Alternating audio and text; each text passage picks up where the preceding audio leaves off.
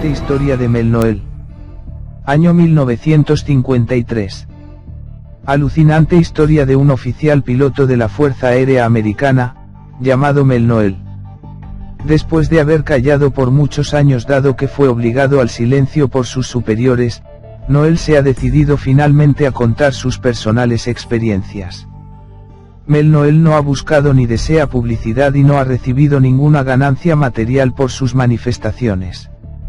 Noel es conocido en su ambiente como persona honesta y digna de estima. Asegura que el contenido de su informe responde plenamente a la verdad y afirma estar decidido a hablar por exigencias de romper, de una vez por todas, la barrera del silencio que la autoridad guarda celosamente en torno al tema UFO. He aquí el informe. Sucede en 1953 y en los primeros meses de 1954. Ninguno de nosotros había tomado parte directa en la guerra de Corea porque todavía frecuentábamos la escuela de vuelo. Habíamos sido asignados a una escuadrilla aérea situada en una región occidental de los Estados Unidos poco tiempo después. 3 de nosotros fuimos elegidos y se nos dijo que debíamos participar en una misión. Se nos afirmó que estaba en juego la seguridad del Estado. Nunca supimos por qué la elección había caído sobre nosotros. Se nos había dicho que la misión tenía que ver con los UFOs. Se nos hizo también saber que todo aquello que nos ocurriera en el curso de la misión, era estrictamente secreto y que no podíamos hablar ni con los amigos ni con los familiares, ni siquiera con los otros oficiales, ni tampoco entre nosotros mismos. Nos dijeron, haced vuestro informe y después olvidad cualquier recuerdo de la mente, haceros la idea de que nada sucedió. Por muchas horas seguidas se nos mostró films tomados por aviones militares. Se nos enseñó centenares de fotografías de UFOs, muchos de estos documentos provenían de los archivos gubernativos y otros habían sido confiscados a civiles. Recibimos instrucciones para específicas maniobras de vuelo y se nos aseguró que todas las armas de nuestro jet F-86A habían sido sustituidas por aparatos fotográficos y cinematográficos, y por películas infrarrojas. Cuando fuimos instruidos suficientemente sobre la misión, nos pusieron a las órdenes de un coronel que no hacía parte de nuestra escuadrilla, había venido directamente desde Washington. Durante todo el tiempo él fue nuestro inmediato superior y enseguida se hizo un buen amigo y confidente.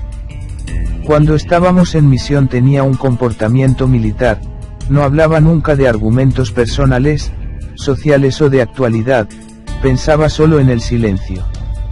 Antes del inicio de la misión, nosotros estábamos convencidos de que no sucedería nada especial y aunque sabíamos que nuestro trabajo tenía que ver con los UFOs, no pensábamos encontrarnos con ninguno.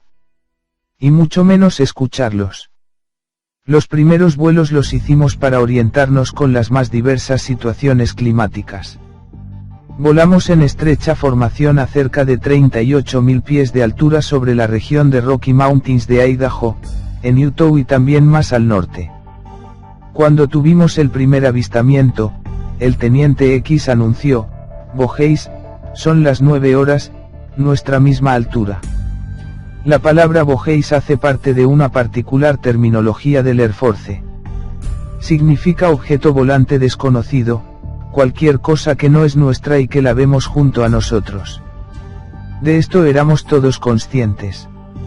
Eran 16 objetos en perfecta formación en V, volaban cerca de nosotros a la misma velocidad, era de 680 nudos, un nudo igual a 1852 km por hora. A esta velocidad era posible distinguirlos relativamente bien. Notábamos que estaban rodeados de un aura, como si fuese una iluminación tenue parecida al neón. Mi impresión. Estaba bastante confuso, no sabía lo que estaba pasando. Nunca antes había visto ningún objeto semejante. No hablamos después de volar juntos un rato. Nos acercamos. Pero obedeciendo la orden de mantener una cierta distancia. Sabíamos bien que les había sucedido a los aviones que se habían acercado mucho y no teníamos ningún deseo de acabar como ellos. Los objetos rompieron la formación y se hicieron 4 grupos de 4 objetos cada uno. Después de un minuto rompieron también esta formación y nos enseñaron maniobras que son absolutamente imposibles para nuestros aviones. Se paraban de repente a velocidades no inferiores a 3000 millas y así como se apaga una luz. Después arrancaban de la misma forma. Cuando se paraban podíamos distinguir bien los contornos. Tenían un diámetro de 50 metros y una altura en su centro de 20 a 30 metros. Cuando aceleraban el color del aura cambiaba como el espectro. No sentíamos ningún ruido. Todas las maniobras duraron 8 minutos y después los UFOs desaparecieron en la misma forma que habían aparecido. Nada más aterrizar se nos volvió a recordar el mantener silencio sobre cuánto habíamos visto. Hicimos nuestro informe. Nunca supimos si las cámaras fotográficas a bordo de nuestros aviones habían tomado fotos, dado que las películas fueron recogidas apenas habíamos aterrizado. Tampoco supimos dónde habían sido llevadas. Volamos durante algún tiempo sin tener ningún avistamiento. Luego vimos los UFOs por segunda vez y eran 5 y también esta vez fue el teniente X el que los vio primero. Todo se desarrolló como la primera vez, pero estaban allí y se movían oscilando de arriba a abajo. Las leyes físicas que habíamos estudiado en la escuela nada tenían que ver con sus maniobras. En el tercer avistamiento se nos ordenó cambiar la frecuencia de nuestros aparatos de radio. Esta orden se nos transmitió en código, en una forma que nosotros llamamos código alfabético al revés. Tardé 20 o 25 segundos para encontrar la frecuencia. Cuando finalmente la encontré, oí una voz que hablaba y no era la mía ni ninguna de las otras 3 de la escuadrilla. Esta voz respondería a algunas preguntas. Debo precisar que ni yo ni los otros 3 pilotos hicimos ninguna pregunta, y aún así la calidad de la transmisión era tan perfecta como si utilizáramos las radios de la base. La comunicación era clarísima, la pronunciación y la utilización de las vocales, excelente, solo que las palabras eran pronunciadas muy lentamente. Más tarde el coronel dijo que había sido él a preguntar. Dijo, no he formulado preguntas con la voz, las he pensado simplemente y ellos no han respondido a todas las preguntas, solo a un par de ellas. Dijo también que la primera pregunta fue: ¿creéis en Dios? Había preguntado esto porque si se trataba de criaturas inteligentes creyentes en Dios se podía presumir que no tenían intenciones hostiles. La respuesta la habíamos escuchado todos. Vosotros debéis aprender y aceptar que hay más de 150 billones de universos. La otra pregunta había sido la siguiente: ¿de dónde venís? La respuesta había sido esta: nuestras escuadrillas están compuestas por individuos provenientes de los planetas que vosotros llamáis Venus, Júpiter, Mercurio, Marte, Saturno. El resultado de esta aventura fue que cuando aterrizamos no nos teníamos en pie. Estábamos literalmente destruidos, no nos encontrábamos preparados para lo que había sucedido, deseábamos solo no seguir formando parte de la misión y marcharnos, y así lo dijimos claramente. Se nos facilitaron tranquilizantes y seguido el coronel nos dijo: no habléis a ninguno de esta comunicación. Decid solo que hemos visto los UFOs, pero no hablad del tema de la radio. El siguiente día fuimos relevados de la misión especial y nos llevaron al servicio regular. Pero era un problema el vivir después de haber pasado aquella experiencia. Yo he hablado con veteranos de guerra, he visto las consecuencias psicológicas del combate cuerpo a cuerpo. Es la misma cosa, se juzga a la humanidad, se juzga el propio modo de pensar, el mundo y se pregunta uno cómo se puede conciliar esta experiencia con mi vida, con mi habitual forma de vida. Pero esta es tan solo la primera parte de la historia. 2 meses después el coronel me telefoneó y me dijo: venga a mi casa, quisiera hablarle. Fui contento porque esperaba que un coloquio con él me ayudaría. Cuando llegué vi a los otros 2 pilotos, habían ya llegado. El coronel estaba nervioso, caminaba de arriba para abajo y al final nos dice: yo deseo hablar con alguien, debo decir lo que sucede. Lo escuchaba conteniendo la respiración: yo debo tomar una decisión. Continuó, pero tengo la necesidad de hablar con alguno que me pueda entender. Cree que solo vosotros estáis en grado de comprender. Yo he descubierto la verdad. Calló un momento y después continuó: yo soy a pesar de todo un oficial de este país, hago parte de la Fuerza Aérea y tengo deberes y responsabilidades. Y la verdad que he descubierto no se concilia con todo esto. Debo tomar una decisión. No sé qué hacer, pero ciertamente ellos no hacen saber nada de cuánto ha de suceder. Dudó un poco y luego concluyó: esto es cuanto puedo deciros, nos veremos pronto. Nos telefoneó después de un par de semanas: venid, tengo algo que deciros. Aquella comunicación no fue la primera, es la primera que junto a mí había alguno más. Después nos contó alguna cosa de su experiencia y no creo que nos haya dicho ni una décima parte de cuánto sabía, pero aún así para nosotros era mucho. Nos dijo también que los discos no pueden volar de un planeta a otro. Las naves madres sirven para el transporte interplanetario de estos discos. Ellos provienen de diversos planetas incluso fuera de nuestro sistema solar. Durante un vuelo hacia Luke, base aérea de Phoenix, Arizona, había hablado por primera vez con los pilotos de estas naves. Ellos le habían informado que habían organizado un encuentro a bordo de un UFO. A 18 kilómetros de Phoenix, el coronel había entrado en un disco de 30 metros de diámetro que se encontraba en un rincón solitario del campo, apoyándose sobre 3 soportes. Después el coronel nos enseñó un pequeño disco metálico. Le había sido dicho que retuviera el disco con las manos en el estómago para no sufrir daños en la entrada del campo de fuerza del UFO. A bordo le fue presentado un maestro y había comenzado a hacerle preguntas sobre el por qué se encontraba allí y sobre lo que se esperaba del futuro. Me dijeron, contó el coronel, que eran responsables de este planeta, que un futuro no se encontraría en condiciones favorables. Nuestro planeta es considerado como un purgatorio donde vienen encarnados quienes tienen problemas de fondo por resolver. Ellos me explicaron qué era la reencarnación. El maestro hizo una serie de previsiones, incluso sobre el futuro de California. Ellos me anunciaron el inicio de una nueva era cuyo influjo se estaba ya notando, pero que se sentirá plenamente hacia el año 2000. Como preparación deseamos hacer numerosos cambios políticos, revoluciones religiosas y sociales. Los habitantes de la Tierra producen vibraciones de tipo permanentemente negativas. Nuestro mundo es materialista y no cree más en lo que ve.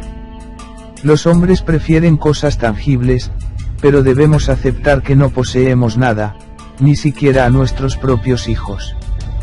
El coronel dijo después que nosotros los hombres habíamos recibido en cierta medida una licencia para gobernarnos solos.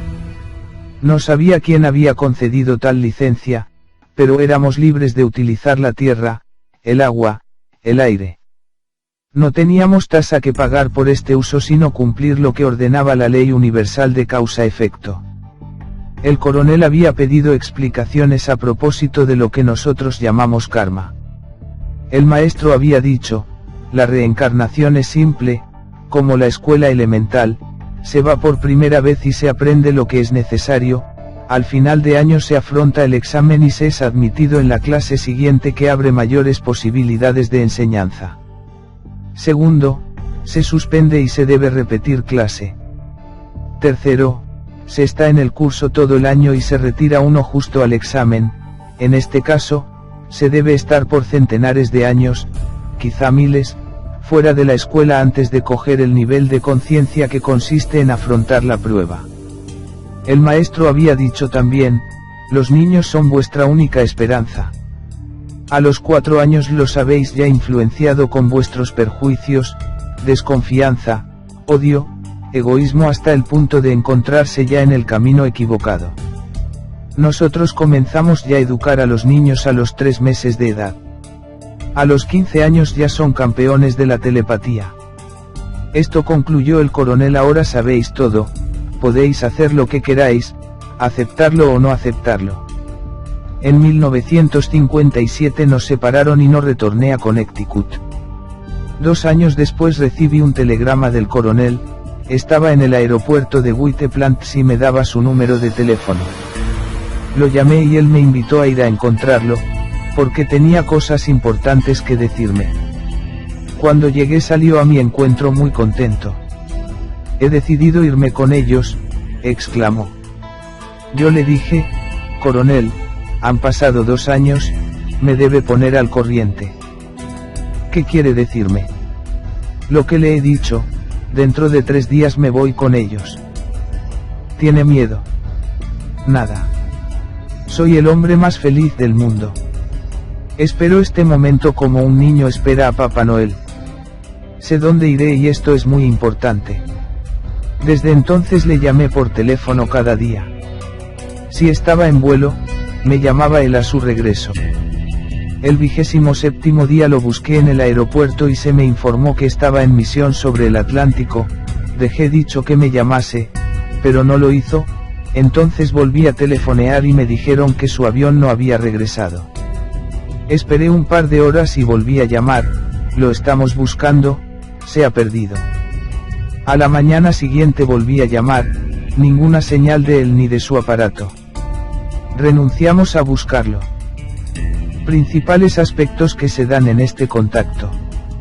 1. El testimonio nos viene dado por un oficial de las Fuerzas Aéreas Americanas.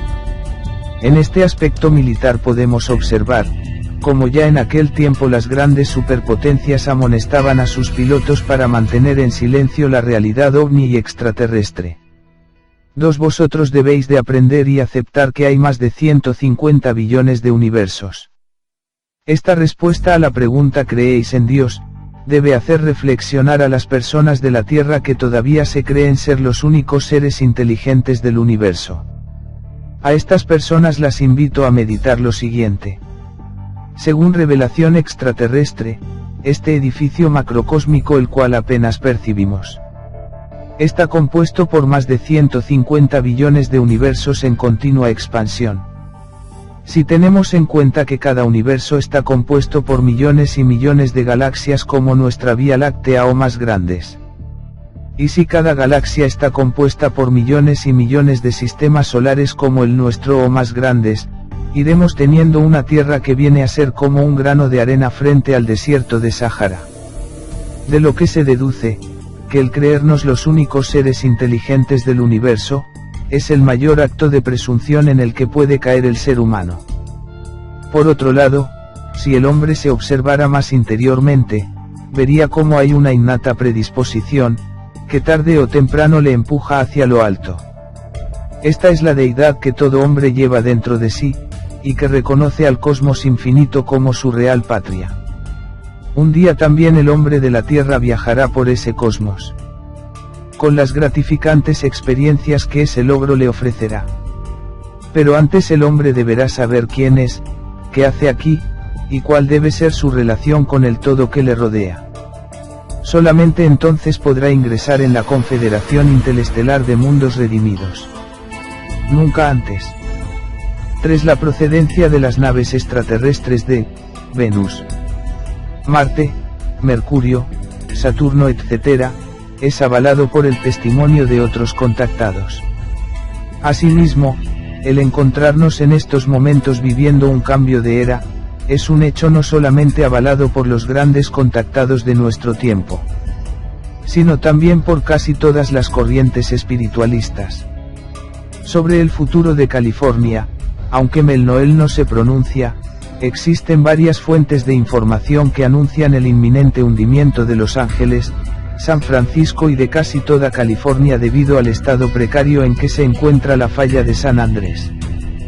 4. Hemos podido observar cómo la reencarnación no es solamente exclusiva propiedad de algunas religiones de la Tierra, sino que el extraterrestre la tiene asumida y aceptada en su conciencia. Efectivamente, la reencarnación es una constante en el universo entero. No solamente se reencarnan las humanidades, también lo hacen los reinos inferiores. Asimismo, los sistemas solares y las galaxias, una vez terminados sus ciclos de fecundidad también se reencarnan. No en vano fue dicho, de polvo a roca y de roca a polvo. Todo muta. Todo cambia. para servir y ser servido. Suscríbete para más artículos y vídeos interesantes.